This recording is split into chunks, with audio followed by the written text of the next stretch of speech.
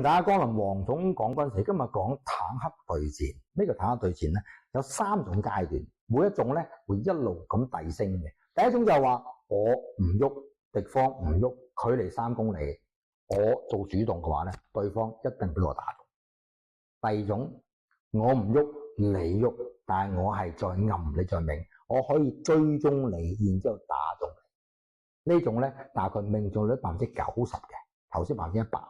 第三種比較複雜啲嘅就係你喐我又喐，你見到我，我又見到你，鬥快嘅話咧，距離3公里咧就要需要咩嘢？需要你個激光瞄準儀，即係 light 嘅 laser finder。咁呢個位咧，大家用個相機啦，自動對焦就講緊呢樣嘢啦。如果我係瞄到你，咁除咗我瞄到你之外，電腦會計算個風速啊、溫度啊、濕度啊、距離啊，同埋下一秒裏邊，因為3公里個炮彈飛行嘅時間需要3秒鐘。咁呢個時候最緊要就係咧，我喐緊，我炮管唔好喐，我喐少少，我啲射出嚟嘅子彈個炮彈就會飛走咗嚟嘅。所以叫做懸掛系統。